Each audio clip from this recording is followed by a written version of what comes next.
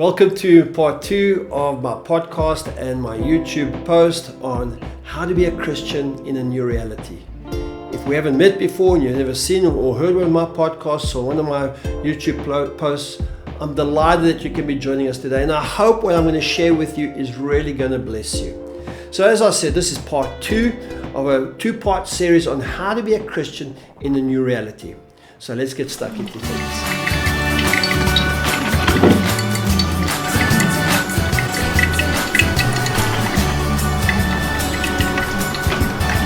So in part 1, we recall the idea that a great deal of Christianity has been in person. I mean, for 2,000 years, Christians have been meeting in person, been connecting with each other. I mean, part and parcel of Sunday gatherings is not just the singing, the worship, and the preach that comes forward, but it's the connection, it's recognizing people, it's understanding that we are connected to people, and people that we haven't seen in a week, we connect, we have a tea, a coffee. I mean, that's part and parcel of the service, and there's this organic connection that takes place that we're so familiar with. Now, all of a sudden, with COVID coming along, that has changed. Everything about how Christians have been gathering for thousands of years has practically changed. So what does that mean for us? Well, in part 1, I mentioned 3 things. The idea of pivoting, which is the ability to adapt, to change. The second idea is about our relationships and how we stay connected to each other. And in the third one, I spoke a little bit about content, the stuff that we as preachers and as leaders can bring to people through the medium of social media. Now, in this part 2, I'm going to shift a little bit, and I want to speak a little bit about, first of all, the mind shift. That what I've realized as I've reflected on part 1, and as I've been thinking about it more and more of what we have to do as Christians, if we want to grow our faith, because I really do believe that this particular crisis that the world finds itself in now is a great opportunity for us as Christians to kind of leverage our faith up, to discover a new dimension to who God is, to who we are, and to what our purpose is. So bearing that in mind, I kind of want to divide this into kind of 3 main parts. The first part is this idea, this big picture that we have around how we connect to God, how we connect to one another, and how we connect to a purpose. And right there is the clue. Because what I really believe to be a well-rounded Christian, there's union with God, there's union with each other, and there's union with some sort of purpose. So often I meet Christians who believe that the essence of Christianity is just a relationship with God. Well, it's not just a relationship with God. It is. It's vital. It's critical. You have to. But Jesus makes it very clear to us that if we want to grow in our faith, we have to love one another, and we have to find some kind of purpose, some kind of generative lifestyle, something that is more than about ourselves. Which leads me to this idea of 2 ways in which we are living our lives out. There's the old way, which is familiar to us, where we'd gather together. There'll be this organic care. If somebody skipped church in the old way, invariably we would notice over a period of time, somebody would point out the fact and say, where's John and Eileen? They haven't been in church for a long time. And so there'll be the discussion and there'll be a reaching out to them. But that's changed. We don't know if people are online. We don't know who is receiving the content or is not receiving the content. So that has been a radical shift and a change in the way in which we are expressing our faith. There's a second element, a little bit more of a subtle element that I don't think we necessarily think about, but that the fact of the matter is that we live in a consumer-based society. We like to pick and choose which restaurants we're going to go to, which cell phone provider we're going to go to. We pick and choose which doctor we're going to go to. So we have this idea that we can pick and choose, and so often in church life, we do the same. We look at a church and we say to ourselves, well, what's in it for me if I go to this church? And people have often left our church because they felt that they could get something that another church could provide. In other words, churches are sometimes seen as service providers, like all the other service providers, and we can pick and choose. Well, the truth of the matter is a church is not a service provider. We're not a provider of spiritual services, hatches, matches, and dispatches. We're not just about dedicating babies, marrying people, and burying people. We're about a mission, about a sense of God calling to bring a radical transformation to our world. Now, I'm not going to be dismissive of this idea of consuming and seeing which church is best for me. I mean, that's part and parcel of the journey. But I do believe that at this stage of life, right now in the midst of COVID and lockdown, this is an opportunity for a mind shift, a new way of thinking about how am I going to relate to God, to others, to the church, and to my divine purpose. And so this idea of self-care, this is something that we as pastors long for in the lives of people.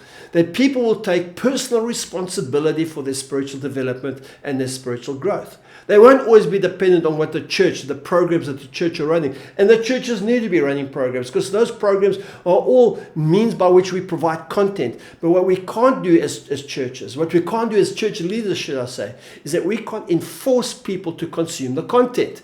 That's up to you. And now, in COVID, we don't know who's coming to church and who's not coming to church. We don't know who's online, who's not online. And so there's this idea that the responsibility has shifted from an institutional service point of view to you as the Christian. So there's this idea of self-care. In the consumer mentality, somebody may ask, if I go to this church, what's in it for me? What can they provide for me? But in this new mentality, it's not just about receiving, it's about giving. And there's this cycle of giving and receiving. That if I give something, and I will receive, and if I receive something, I have something to give. In that mode of generosity, life begins to be generated through me as I realize that I need to take personal responsibility for my connection to God, for my connection to others, and my connection to some divine purpose. So that's the first part of what I want to speak about, this mind shift. The shift from being a consumer of spiritual goods to a self-feeder, from the ability to choose. Now we as churches want to provide the content. We as churches want to help people to utilize the content, but we can't actually make people do the stuff. And on top of that, we can't actually hold people accountable to that. What it needs is for people to step up and hold themselves accountable. So this brings me to the second aspect I want to speak about today. And that's some of the practicalities of what this means. So this struck me a little bit in a leadership getaway the other day. We talk about headwinds, all right? We talk about a headwind. And these headwinds are blowing down. And we know what the goal is. The goal is over here. The goal is clear where we want to get to. We want to get to a place where we have union with God, we have union with one another, and we have some divine purpose. Now, what we realize is that COVID is a headwind. It's made this incredibly more difficult. No longer are we having in-person gatherings.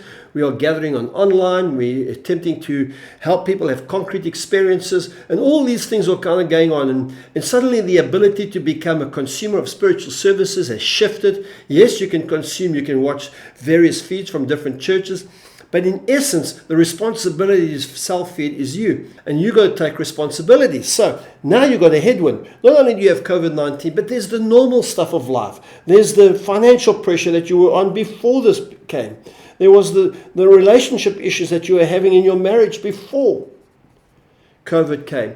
And COVID has come and has exasperated and made these headwinds even stronger. And so instead of trying to travel straight into the headwind, we're doing what we talk in yachting as a tack. So we start here and we go at an angle to the wind, normally about, I think it's about 45 degrees, some boats get better. And we're going to make these shifts. We're going to do these pivots. Here's a pivot, here's a pivot, here's a pivot. So we can move forward in this headwind instead of being just drawn away and, in essence, metaphorically speaking, being blown away. So when it comes to these headwinds, what I've discovered that essentially there are three areas in which we are going to address how we deal with these headwinds that hopefully will help you practically to express your faith. I come back to the principle of three: my relationship with God, my relationship with others, and my relationship with some divine purpose. Here's the thing that is very hard for people sometimes to gather. To experience transformation, to experience change is generally done in small steps. So often we want an exponential shift. We want to do 2 or 3 things and hope that we have this exponential change. My experience has been that it really is consistent, right steps that lead us to transformation, that lead us closer to what our goal is, which is union with God, union with each other, union with our divine purpose.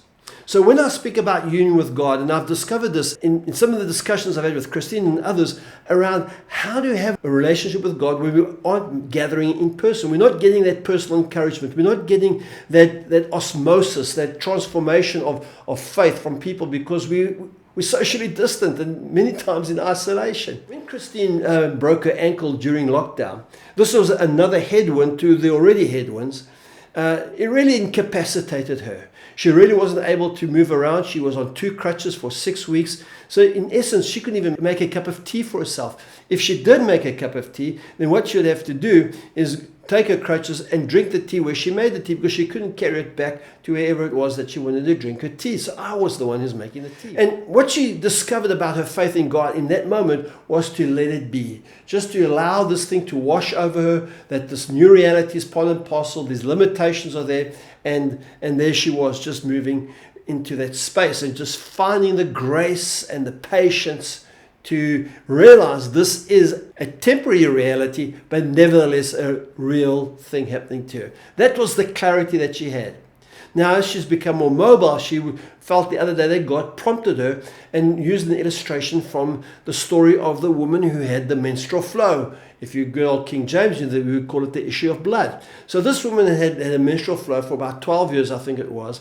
And she knew that if she could get to the very person of Jesus and just touch him, King James uses the words, touch the hem of his garment, she would be healed. She knew that. But she was up against headwinds. First of all, a woman in that society, it wasn't easy for them to move around. Secondly, people who, according to the law at the time, that if you had a menstrual flow, you had to self-isolate. You weren't allowed to move around in public. And thirdly, there was a crowd of people pressing on Jesus. But she had a determination, she had a grit, and a faith that said, if I can just touch the hem of his garment, I will be made whole. And of course, we know the story. She gets through the crowd. She touches the hem of his garment. Jesus stops and says, somebody's touched me. And his disciples say to him, people are pressing on you. He said, somebody's touched me with faith. I felt virtue. I felt healing leave my body. And the woman owns up and she's made whole. And so there's this double tension that we have to understand during this time. If we're going to be a Christian in a new reality, we have to understand that there are some times we've got to let it go and let it flow, and there are other times we have to have the resolve to reach out, to move forward, to push against the headwinds that are coming our way. And in essence, to find this union with God. It's not one or the other, it's both and. And we need a real sense of God's Spirit to know, when do I push? When do I rest? When do I push? When do I rest? My feeling is that it's done on a day-to-day basis. And I come back to what I said earlier on. It's about one small step. It's about creating clarity for the day. We hate it. It's a cliche. We don't like it. But it is one day, literally one day at a time. I'm absolutely convinced of that. And I found that watching Christine do it, and I found recently, as I shared in the first podcast and vlog on this particular subject, that for me right now, God spoke to me about to do two things: to choose joy and do ministry. And that is the clarity I have for the day. And that's why I am doing what I'm doing right now. The second element, going into the headwinds, is around others, around this idea of what's going on in other people's lives. And it's about that giving and receiving. It's about making your life not just about what you need, but what do other people need. And so for me, the word is empathy. It's different from sympathy. Sympathy says, oh, I'm sorry. But empathy is a heartfelt, emotional connection to somebody who's going through something different in their lives. What I've discovered in empathy is that people are going to experience incredible difficulties. People are going to experience marriage problems, other relational problems, financial problems, loss of job, all kinds of stuff. And if you're going to help people and you're going to reach out to people, here's the thing, here's a tip. You see, a few years ago, somebody asked me, said, Mark, what do I do when I find myself in a situation with people who are in such deep trouble? They've lost somebody through death, they've lost a job, or one of their kids have gone off the rails, or whatever it is. Best thing you can do is be present, be with them, empathize. The one thing that you don't want to say to them is this. Well, maybe two things. I know what you're going through. Friend, if you've never been what they're going through, then don't say you know what they're going through, because you don't know what they're going through. And the second thing is, don't tell them that everything will be fine, because they don't feel like everything's going to be fine. The best thing you can do is say, I'm so sad with you. What can I do for you? Can I pray with you? Engage with them on that level. Now, here's the problem. The problem is that through social distancing, we can't do that. And so we may need to find appropriate ways to be physically close and verbalize our empathy in a voice. Otherwise, we do it through a telephone conversation, or we do it through a voice note. But this is part and parcel of what it means to be a Christian, to feel the empathy of others and to stay connected to other people. The third aspect is the aspect of mission. For us, this can be more difficult because we're used to these sort of arranged missional experiences, whether it's an alpha, which we can still do, or whether it's going to paint a school or what other activity. But this is what I've discovered during this particular season. The two things that I've learned during this season is that I can see everybody as an image bearer of God, which means that I can make eye contact and make some kind of human connection with the people that I do interact with, whether they believe as I believe or think as I think. Nevertheless, I can have that connection. And that may sound like an insignificant. It may not feel like ministry or like mission. But I want you to know, in a world today where everybody's cautious, everybody's distant, everybody's unsure, that your reassuring eyes, your reassuring smile, your reassuring tone, it can actually help somebody else. The second aspect is, and this is something that I really was thinking about whether I should mention, but it's part and parcel of what it means to be a Christian in uncertain times. And that's the idea of generosity, of giving money, giving finances.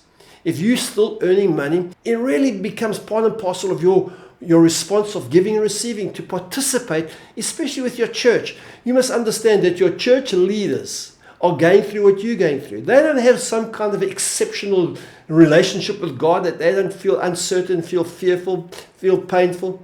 They're also worried about finances and the church finances, and they're also working in these environments, but sometimes they have the extra burden of really seeking to help others process this time.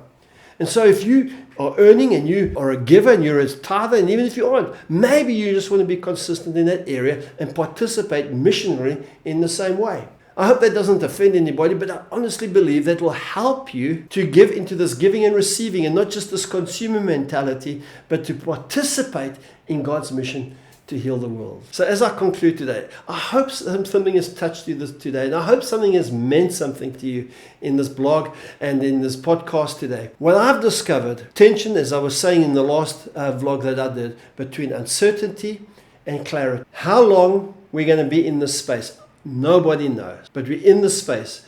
And the best gift we can give to ourselves, if we're going to be Christians in an uncertain world, is to give ourselves clarity one day at a time. So at the beginning of the day, you're either going to flow in, rest in God, or you're going to push in. You're going to connect empathetically with somebody else, and you're going to look at others from a generative point of view. You see, it's not just about you and not just about me, it's about us. And collectively together, we can make a difference. So, God bless you. I hope this has meant a lot to you. Hey, if it has meant a lot to you, I'd love it if you would subscribe to my channel, and if you would share this message with other people that you think may benefit from this conversation. So once again, God bless you, thank you, and have a great day.